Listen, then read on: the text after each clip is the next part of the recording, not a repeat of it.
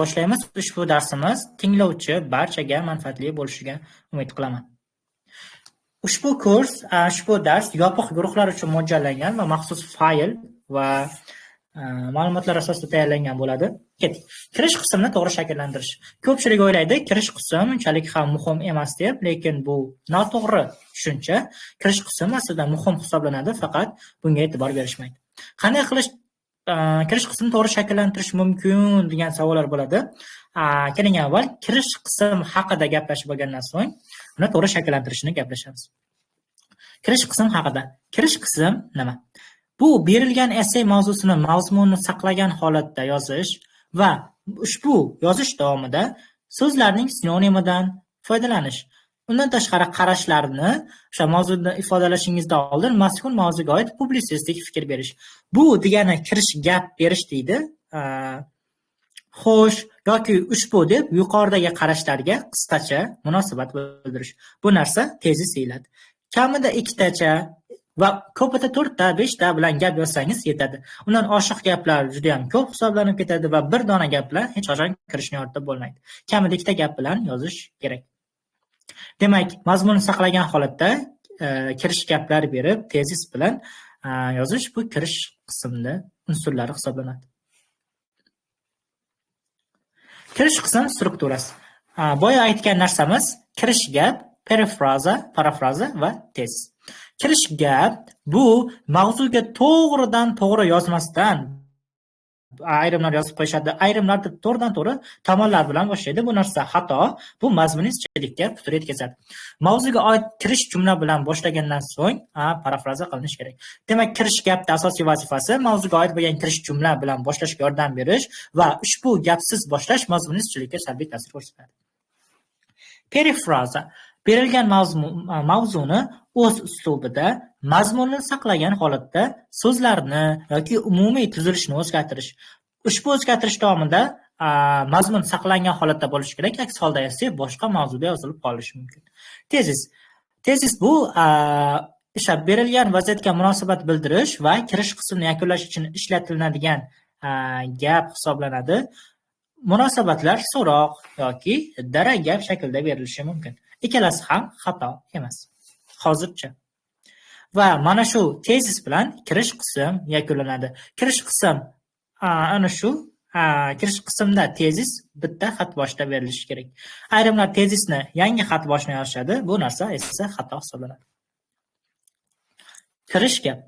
Kirish gap nima deydiganlar uchun yana bu yerda qo'shimcha to'xtalib o'tib ketyapti. Essayning kirish qismini hech qachon to'g'ridan-to'g'ri u yoki bu tomonlar qarashlari qanaqa ekanligini bayon etish bilan, o'shani yozish bilan boshlamang. Doimo kirish qismidagi birinchi gap mavzuga doir umum mazmundagi fikr bo'lishi kerak. Aynan mana shu narsa essayshunoslikda kirishga kirish deb nomlanadi. Deylik, mavzu ijtimoiy tarmoqlar haqida. Ushbu ijtimoiy tarmoqlar haqidagi mavzuga siz quyidagicha namunaviy kirish qismini yozishingiz mumkin. Bugungi kunda ijtimoiy tarmoqlar hayotimizning ajralmas qismiga aylandi. Aynan mana shu fikrdan so'ng siz tomonlarni yozishingiz mumkin. Yoki deylik, pulni bankka omonatga qo'yish haqida mavzu bo'lsin. Misol, hozirgi iqtisod jadal rivojlangan davrda har bir shaxs o'zining mablag'larini qanday saqlashi va ko'paytirish haqida bosh qotirishi tabiiy hol. Pul shunchaki ayirboshlash vositasi emas, balki to'g'ri boshqarilsa, kelajak uchun mustahkam poydevor bo'la oladigan resursdir. Shunday ekan deb bu yerda tomonlar boshlanadi. Aynan mana shunday chiroyli kirish gaplar sizning essengizni sifatini, malakani yuqoriligini ko'rsatishda muhim hisoblanadi. Chunki kirish gapsiz boshlash avvalo qo'pol tuyuladi, ya'ni tars mavzuni tashab qo'yganga o'xshaysiz. Yo'q, avval uzoqdan olib kelganda shu mavzuga oid kirish gap bergandan so'ng tomonlarni ko'rsating. Mavzuga oid kirish gap berishda ayrimlar qiynaladi. Shuning uchun keling kirish gap uchun tayyor jumlalarni ko'rib chiqsak. Milliy rivojlanishning yangi davriga bosqichma-bosqich qadam qo'yayotgan O'zbekistonimizda so'nggi yillarda alohida e'tibor qaratilmoqda. Nimagadir alohida e'tibor qaratilyapti. Keng islohotlar maydoniga aylanib borayotgan yangi O'zbekistonda qanaqadir masalalar davlat siyosati darajasiga ko'tarilganligi hech kimga sir emas. Ushbu ikkita kirish gapda biz chiroyli lug'at boyligini va mazmunni ko'rishimiz mumkin. Dastlabki so'zda milliy rivojlanish, aynan milliy rivojlanish orqali O'zbekistonning yangi davriga bosqichma-bosqich qadam qo'yishi paytida ana shu payt nimagadir alohida e'tibor qaratilayotgani haqida gap boradi. Ikkinchisida bo'lsak, O'zbekiston keng islohotlar maydoniga aylanganligi paytida qaysidir masala davlatning siyosati darajasiga, ya'ni butun davlat ahamiyat qaratadigan, nafaqat hukumat, balki butun jamiyat ham e'tibor qaratadigan muhim bitta ommaviy masalaga aylanganligi haqida gap ketadi. Texnika va texnologiya, sanoat yuqori darajada rivojlangan 21-asrda dolzarb muammoga aylanib bormoqda. Nimadir narsa. Bu yerda odatdan muammolar aks etadi, chunki esida muammoli birorta muammo haqida ham esga tushyapti. Ya'ni berilgan vaziyatda muammo ham aks etadi. Yoki shiddat bilan odimlayotgan 21-asrning raqamlashgan texnologiyalarining faoliyatiga ham o'z ta'sirini o'tkazmay qolmayapti. Ushbu jumlalar hammasiga ham tushmaydi, lekin ayrim narsalardan foydalanishingiz mumkin. Mana shu yerda bitta ajoyib kirish jumlani ko'rishingiz mumkin. Nimadir narsa ijtimoiy, iqtisodiy diskurslarning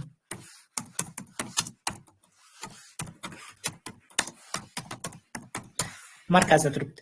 Xo'p, e'tiborli bo'lasiz, uxlab qolmang. Endigina 10:30 bo'ldi. Qaysidir masala ijtimoiy, iqtisodiy diskurslarning markazida turibdi. Ushbu jumla juda ham chiroyli lug'at boyligi orqali to'liq publitsistik uslubda yozish uchun juda ham chiroyli va aynan shu jumla orqali essay yozuvchining malakasi yuqoriligini ko'rsatish mumkin. Bu nima degani? Ijtimoiy bu butun aholiga, butun insonlarga tegishli bo'lgan. Iqtisodiy bo'lsa bu pul tomonlama, shu iqtisod tomonlama degani. Demak, ushbu qaysidir masala ham odamlarga, ham iqtisodiyotga bog'liq bo'lgan diskurs, muhokamalarning markazida turibdi. Juda ham chiroyli qolib yodlab olsangiz bo'ladi. Qaysidir masala insonlarga ham, iqtisodiyotga ham katta ta'sir ko'rsatadigan muhokama, o'sha katta ta'sir ko'rsatadigan bitta mavzu. Deylik, misol uchun bu yerda mahalliy ishlab chiqarish bo'lishi mumkin, kredit bo'lishi mumkin. Lekin aynan misol uchun yaqinda tushgan zamonaviy o'yinchoqlar mavzusini bunga yoza olmaysiz, chunki bu zamonaviy o'yinchoq uzil-kesil iqtisodiyga bog'liq emas. Deylik, yuqoridagi kirish jumlalaridan qo'shib, buni ham qo'shib o'zingizga yangi jumla yaratishingiz mumkin. Deylik, milliy rivojlanishning yangi davriga bosqichma-bosqich qadam qo'yayotgan O'zbekistonimizda mahalliy ishlab chiqarishni jamiyat tomonidan qo'llab-quvvatlash ijtimoiy masalasi, ijtimoiy iqtisodiy diskurslarning markazida turibdi. Bu jumla tushunarli bo'ldi deb o'ylayman. Qaysidir ijtimoiy ham odamlarga, ham iqtisodga bog'liq bo'lgan masala ana shu ijtimoiy iqtisodiy muhokamalarning markazida turibdi. Ushbu jumlalarni yodlab qo'ying, chunki ba'zan sizga kirish, gap topish qiyin bo'lishi mumkin. Ana shu paytda ushbu jumlalar sizga yordamga keladi. Keyingi slaydimizda hop bu ekan. Hop, boshqacha o'tib ketyapti.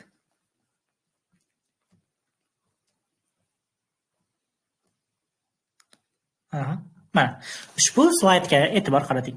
Kirish gap va perifrazadagi bog'lanish. Ko'pchilik odamlarda ushbu xato yuzaga keladi, lekin bu nima desak bo'ladi? Oson buni tuzatish. Ya'ni siz umuman bu xatoni qilmasligingiz kerak. Juda keng tarqalgan xatoliklardan biri. Kirish gap va perifraza odatda bog'lanmaydi, ya'ni siz kirish gap bergan narsaning ikkita tomonni fikrini bir-biriga bog'liq bo'lmagan tarzda yozib qo'yish kuzatiladi. Kirishda berilgan umumiy jumlalar bilan keyingi qarama-qarshi tomonlar qism o'zaro bog'lanmaydi va buning oqibatida kirish qismida mantiqiy ustunlik buziladi. Noto'g'ri kirish qismini ko'rsak. Bugun yurtimizda ta'lim tizimi jadallik bilan rivojlanmoqda. Ayrimlar imtihonlarni ma'qullasa, boshqalar esa bunga qarshi fikr bildiradi. Ushbu joyda ikkita xatolik mavjud. Avvalo, ta'lim tizimiga e'tibor qaratilayotgandan keyin to'g'ridan-to'g'ri imtihonlar haqida yozib ketgan. Ushbu jumlalar orqali kirish qism bog'lanmagan. ta'lim tizimi jadallik bilan rivojlanayotgan so'ng imtihonlarga alohida e'tibor qaratilayotganligini yozib, unga keyin ushbu jumlani yozganda keyin kirish qism bog'langan hisoblanadi. Lekin ushbu joyda bog'lanish juda ham zaif, ya'ni bog'lanmagan. Shuning uchun bu narsa xato hisoblanadi. Undan tashqari sa va esa so'zlariga keyinroq to'xtalib o'tamiz. Ko'pchilikda ham bu xato kuzatiladi. Hali hanuzgacha kuzatilyapti. Ta'lim tizimi rivojlanish haqidagi fikr bilan imtihonlarga nisbatan turli qarashlar mantiqan ulanmagan. To'g'ri, kirish qism ko'radigan bo'lsak, ta'lim tizimi takomillashib borar ekan, o'quvchilar bilimini baholash masalasi ham turli xil yondashuvlar yuzaga kelmoqda. Ayrimlar bunday imtihonlarni samarali vosita deb hisoblasa, boshqalar sinov tizimining salbiy jihatlariga e'tibor qaratadi. O'quvchilar bilimini baholash masalasiga aynan imtihon nazarda tutilyapti. Aynan ushbu qo'shimcha gaplar esseda kirish qismida bog'lovchi gap deb ataladi. Siz ham esseda bemalol bog'lovchi gapdan foydalanishingiz mumkin. Bu sizga yanada izchil esse yozishga yordam beradi. Slaydimizning keyingisiga e'tibor qaratamiz. Perifraza. Mavzuni o'zgartirib yubormang. Aynan perifraza qismida berilgan mavzuni sinonimlar yoki umumiy tuzilishni o'zgartirish, lekin mazmunni saqlagan holatda, lekin ayrim tarafkorlarda boshqa sinonimlarni qo'llash orqali mavzu o'zgarib ketadi. Aks holda bunday esselar boshqa mavzuda yozilgan deb hisoblanadi va baholash mezoni asosida 31 ball bilan baholanadi. Demak, mavzuni sinonim bilan almashtirish kerak deyapsiz. Keling, bunga misol ko'rsak. Xo'p, iloji boricha sinonim bilan almashtiring, chunki aynan sinonim bilan hech qachon mavzu to'liq o'zgarib ketmaydi. Lekin tuzilmani o'zgartirsangiz, mavzu o'zgarib ketishi mumkin. 9-noyabr ikkinchi smenaga tushgan ushbu esse mavzusiga qarang. Jamiyat taraqqiyotida malakali kadrlarning o'rni katta. Ba'zilar kompyuter va media savodxonligiga ega kadrlarni ishga qabul qilish lozimligini aytishadi. Ba'zilar esa bunga qarshi fikr bildirishadi. Ushbu kirish jumlada berilgan mavzu hisoblanadi va kompyuter va media savodxonligiga ega ishchilarni ishga qabul qilish kerakmi yoki kerak emasmi ma'nosida.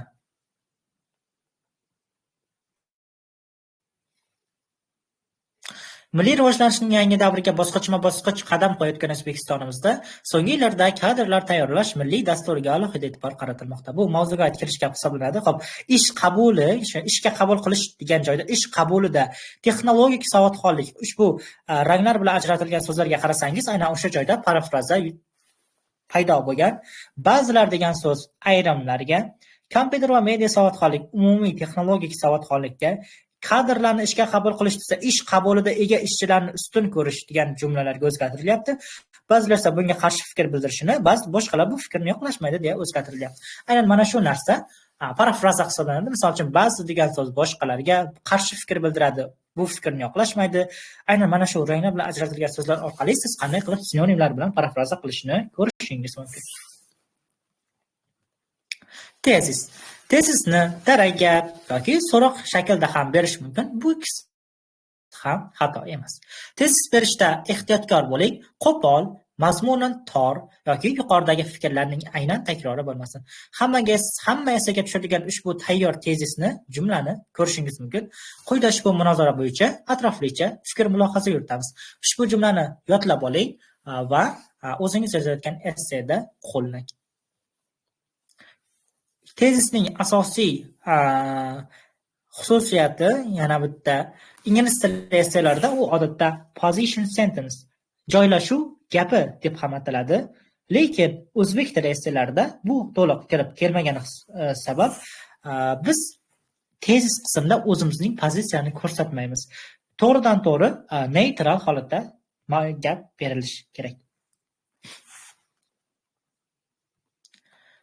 Keling, kirish qismga o'rganib chiqdik. Mana shunga endi namuna ko'rsak.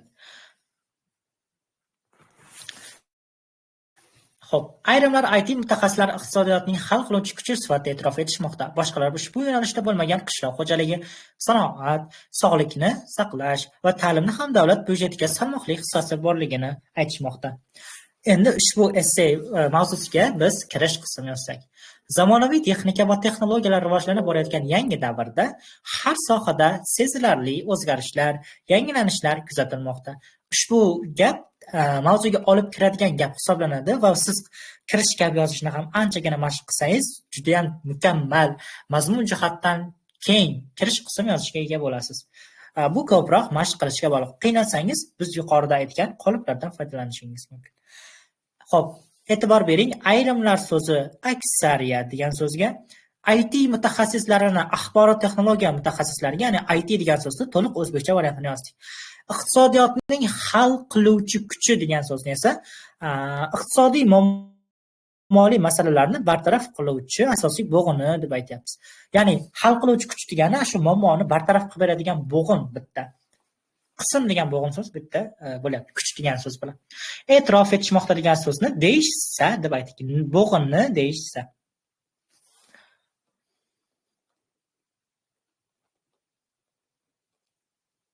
Xo'p, bu yerda biroz xatolik bo'lgan, bu ham keng tarqalgan xatoliklardan biri. Adashmasam bu yerda mualliflik ko'chirma gap shaklida bo'lishi kerak. Chunki aksariyat insonlar ikki nuqta qo'yib, shunaqa virgul tire deyishsa bo'lishi kerak. Lekin bu yerda xatolik ketgan ekan.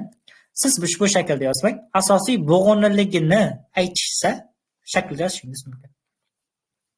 Xo'p, boshqalar degan so'z esa endi ayrim degan so'zlar bilan o'zgartirilyapti va yuqorida sanab o'tilgan ushbu yo'nalishlar shunchaki boshqa soha vakillari deb aytib o'tilyapti. Davlat byudjetiga salmoqli hissasi borligi so'zi davlatga bir qancha foydasi borligi so'zi bilan almashtirilyapti va aytishmoqda degan so'z ta'kidlamoqda degan so'z bilan almashtirilyapti. Parafraz va sinonim so'zlar odatda ushbu shaklda almashtiriladi va ushbu parafraza qilish mutlaqo xavfsiz hisoblanadi. Siz esseda 50-60% dan ko'p so'zni o'zgartirsangiz, esse parafraza qilingan hisoblanadi. Ya'ni 100% hamma so'zni o'zgartirishga majbur emassiz. Ayrim so'zlarga sinonim mavjud bo'lmasligi mumkin yoki topa olmasligingiz mumkin. Shunday paytda aynan 50-60% dan o'zgartirsangiz, shuni o'zi yetadi. Quyida ushbu munozara bo'yicha atroflicha fikr mulohaza yuritamiz. Xo'p, namunaviy kirish qism shu, tushunarli bo'ldi deb o'ylayman. Xo'p, buni screenshot qilib tashlasam ham bo'ladi. Tashlolmas ekanman. Keling, esseda uchraydigan ushbu top xatoliklarni ko'rib chiqsak. Gap qurilishi bilan bog'liq xatoliklar. Xo'p, shu joygacha so'rab qo'ysam, uxlab qolmayapsiz degan umiddaman. Ko'zlaringizni oching va chalg'imang. Chunki ushbu xatoliklar hamma qilyapti. Bekorga tanlab olinmagan. Shu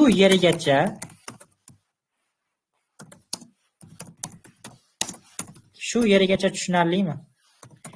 Xo'p, kanalga xabar yubordim. Shu yerigacha tushunarlimi degan. Shu joygacha kirish qismini tushunib oldingizmi? Kirish qism nimalardan tarkib topadi? Qanaqa gap yozish kerak? Qanaqa yozmaslik kerak? Tushunib oldingizmi? Shu joygacha hech qanday muammo yo'qmi? Izohlarni yozib qoldiring mana bu yerda. 13 ta ishtirokchi o'tiribdi. Shuni tushunyaptimi? Ma'lum qismi. Hamma yozsa undan ham yaxshi bo'ladi. Albatta har biringizning fikringiz muhim. Chunki o'qituvchi bilish kerak, siz mavzuni tushunyapsizmi, yo'qmi? Chunki ayrimlar bo'ladi, o'qituvchi tushuntirganda tushunmaydi, e'tibor ham bermaydi, keyinchalik past natija chiqsa, bunga o'zini emas, o'qituvchini ayblaydi. O'qituvchining malakasi pastligi yoki shunga o'xshash turli yolg'on sabablarni aytib o'tishadi xolos. Xo'p, juda ajoyib teacher. Ha, tushunarli bo'ldi. Demak, 2 kishi tushundim deb yozishyapti. Qolganlarchi? Xo'p, shu yergacha tushundingizmi?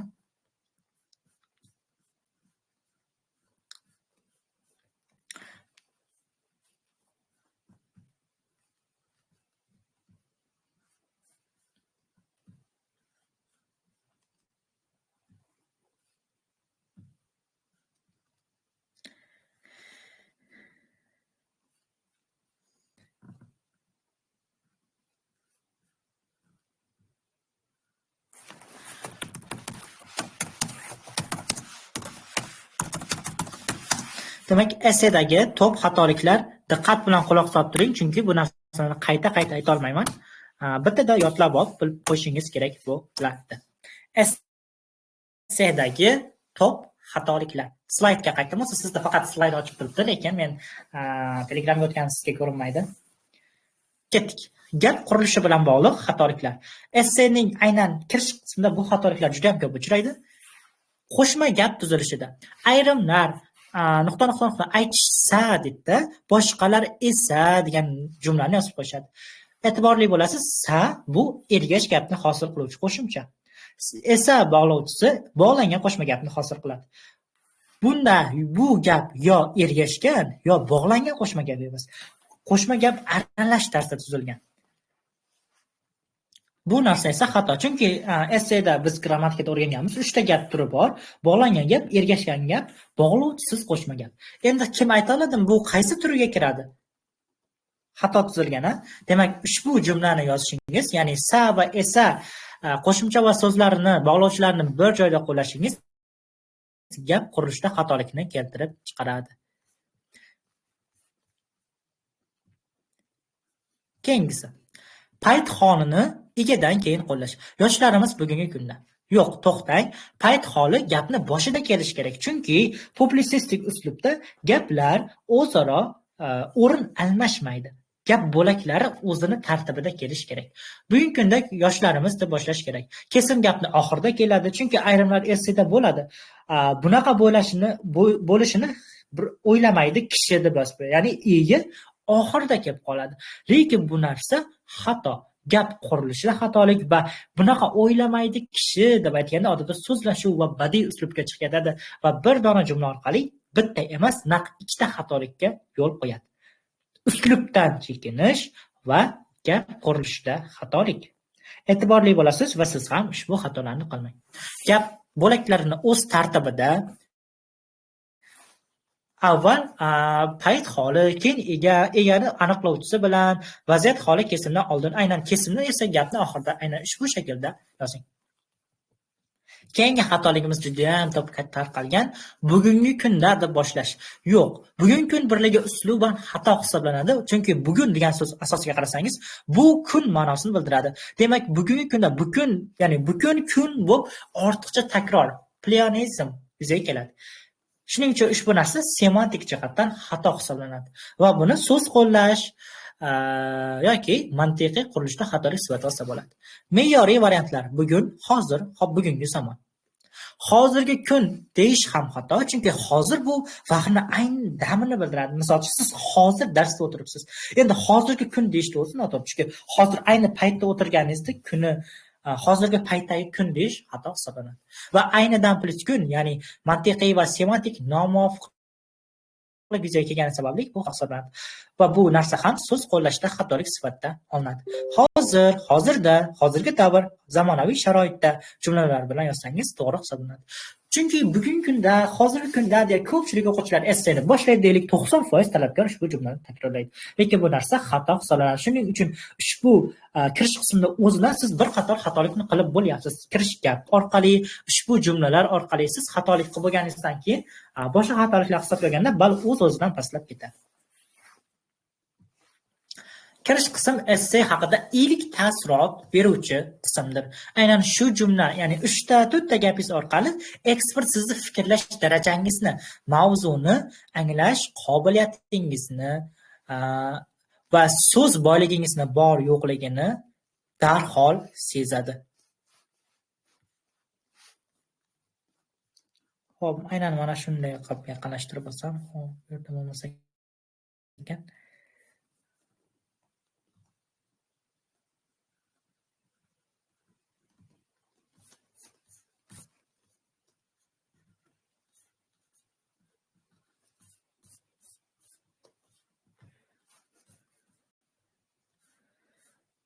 Mana. Shu sabab bu qismning dastlabki jumlasidanoq yaxshi taassurot uyg'otishni boshlashingiz kerak. Chunki agar kirish qism juda ham umumiy, mavhum yoki sodda shunchaki qoliplar bilan yozilgan bo'lsa, ya'ni juda ham sodda qoliplar, sodda gaplar parafraza qilinmasdan yozilgan bo'lsa, essay qanchalik yaxshi davom etmasin, dastlabki fikr siz haqida past bo'ladi. Ya'ni kimdir sizga, qaysidir inson kelib sizga o'zining yomon xulq-atvorini ko'rsatdimi, siz o'sha odamni ko'rganingizda darhol o'sha xulq-atvorini eslaysiz, ya'ni esingizdan chiqib ketmaydi. U hatto ming yaxshi amallar qilsa ham, avvalo sizda u haqida yomon tasavvur paydo bo'ladi. Uni xayoldan chiqarib tashlashingiz qiyin. Essayda ham shunaqa. Chunki ekspert eng avvalo muallif mavzuni tushundimi degan savolga javob izlaydi. U shunchaki qoliplar bilan mavzuni ko'chirib yozib bergan bo'lsa, tabiiyki shubha paydo bo'ladi. O'zi ko'chirib yozib bergan bo'lsa, qanday qilib mavzuni yoritishi mumkin degan narsa. Kuchli kirish qism bu shunchaki mavzuni qayta yozish emas, u quyidagi 3 ta vazifani bajarishdir. Muammoni aniq qo'yish, qarama-qarshi qarashlar mavjudligini ko'rsatish va muallifning shaxsiy pozitsiyasiga zamin yaratish. Muammoni aniq qo'yish nima? Tomonlarni aniq ko'rsatish va oldi qochdi yoki o'zidan qo'shgan holatda yangi mavzu yaratmaslik. Chunki essayda ayrimlar qarang, so'nggi tushgan mavzularda aqliy tafakkurni ochib berish yoki aqliy faoliyat degan narsaga umumiy foyda tomonlarini qo'shib ketsangiz, ya'ni essay mavzusida shunchaki aql tomonidan yordam beradi degan narsaga siz jismonan, psixologik, tanaga umuman foyda beradi deb yozib qo'ysangiz, u xato hisoblanadi. Chunki faqatgina aqliy tomondan foyda berish haqida mavzuda berilgan. Boshqa tomondan foyda berishi aytilmagan. Shuning uchun ularni yozish xato hisoblanadi. Qarama-qarshi qarashlar mavjudligini ko'rsatish, ikkita tomon fikrlarini aniq nima deyishini ko'rsatish. Chunki ayrimlar shunchaki bu haqida turli qarashlar mavjud deb bo'ldi. Shu bilan kirish qismi tugab qoladi yoki bir-biriga zid fikrlar mavjud deb yozib qo'yadi xolos. Siz ikkita tomon nima deyayotganingni aniq ko'rsatib berishingiz kerak. Muallifning shaxsiy pozitsiyaga zamin yaratish bu tezis qismi uchun odatda tezis qismi uchun ishlatiladi va tezisda yozgan gapingiz yetarlicha fikr mulohaza yuritamiz degan gapingiz asosiy va shaxsiy qarash qismlarida o'zining aksini topadi. Masalan, ilk jumla teatr jamiyat hayotida muhim o'rin tutadi degan shaklda bo'lsa, bu gap to'g'ri, lekin ekspert uchun bu yangilik bermaydi. Chunki teatr haqiqatan ham jamiyat hayotida muhim o'rin tutadi degan gap hammaga juda ham keng tarqalgan, lekin siz buni yozsangiz bo'ladi. Kuchli jumla yozsangiz bo'ladi. Bu oddiy jumla, undan ham kuchli jumla bor. Bugungi raqamli texnologiyalar davrida teatrning jamiyat hayotidagi o'rni tobora bahsli masalaga aylanmoqda. Bu gap esa muammoni ochadi, qarama-qarshilikni ko'rsatadi va muallifning fikr bildirishiga yo'l ochadi. Bu joyda kirish gap va bog'lovchi gap qo'shilib ketgan, shunga e'tiborli bo'ling. Kirish gap va mana bu yerda tobora bahsli masalaga aylanmoqda degan narsa bilan birozgina keyingi jumlalarga ulanish uchun bu gap qo'shilgan. Yoki siz teatr jamiyat hayotida muhim o'rin tutadi. Shuning uchun insonlar orasida to'xtang. Shunday ekan, insonlar orasida bu haqida turli qarashlar mavjud. Ayrimlar teatrni shunaqa bo'ldi, shu joydan davom etaverasiz. Aynan shu joy bilan siz bog'lashish kerak. Bugungi kunda teatr jamiyat hayotida muhim o'rin tutadi yoki muhim o'rin egallaydi, muhim ahamiyat kasb etadi. Shunday ekan, insonlar orasida bu haqida turli qarashlar mavjud. 2 nuqta qo'yib davom etaverasiz. Shuni unutmang, kirish qism. Xo'p, bu yerda keyingi slaydga o'tib ketib qolyapti, uzr. Kirish qism essayning eshigi. Eshik qanchalik kuchli ochilsa, ekspert ichkaridagi fikrlarni qiziqish bilan o'qiydi. Aks holda eng yaxshi dalillar ham unga kechikib ta'sir qiladi. Siz hatto chiroyli lug'atlarda yozgan bo'lsangiz ham, u keyinchalik yetib boradi ekspertga. Demak, biz nimalarni o'rgandik? Xo'p, dars olib boruvchi men o'zimni tanishtirish ham hatto esimdan chiqib qolibdi, uzr. Men Rasul Zikrullo, test ishlash bo'yicha A+ daraja va hatto writing, ya'ni ingliz tilidan yozish ko'nikmasi bo'yicha ham 64 ballga ega. Ushbu kanal egasi. Undan tashqari essay kursi 1.0 va 2.0 asoschisiman. Kirish qism haqida ma'lumotga ega bo'ldik. Kirish qism nimalardan iborat degan mana ushbu savollarga javob topdik. Kirish qism haqida ma'lumot olib, uning strukturasini, qanday gaplardan tashkil topishini va har bir gap nimalardan iboratligini ko'rdik va maxsus jumlalarni ham ko'rib chiqdik. Undan tashqari, namunaviy kirish qismlarini va essayda tarqalgan to'p xatoliklarni ko'rib o'tdik. Mana to'p xatoliklar va kirish qismining ahamiyatini gaplashdik. Demak, mana shu joyda endi sizlarga savol bersam, dars sizga yoqdimi? Dars haqida fikringizni izohlarda yozib qoldiring. Sizga qay darajada manfaatli bo'ldi? Dars haqida fikrlar deya yozib yubordim. Shu joyda yozib qo'ysangiz bo'ladi. Darsning haqiqiy sifati sizga yoqdimi? Nimalarni tushuna olmay qoldingiz? Nimalarni anglamay qoldingiz? Nima narsa siz uchun yoqdi?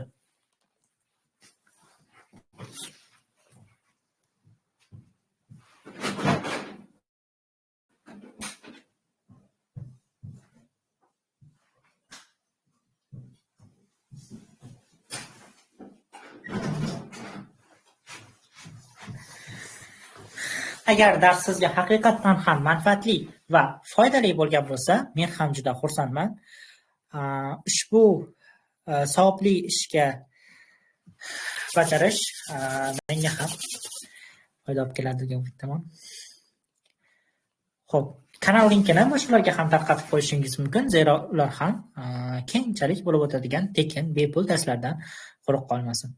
Xo'p, darsda ko'rdim 10 tadan ko'p odam qatnashib o'tirdi. Har biringiz fikringizni yozishingiz mumkin, chunki bu narsa ham insoniylik jihatdan o'qituvchini malakasini oshirishga, keyinchalik nimalarga e'tibor berish kerak va bermaslik kerak, nima narsa yaxshi ketyapti, dars o'zi yaxshi tushuntira oldimi degan savollarga javob topishga va o'qituvchi munosabatda rivojlanishga yordam beradi.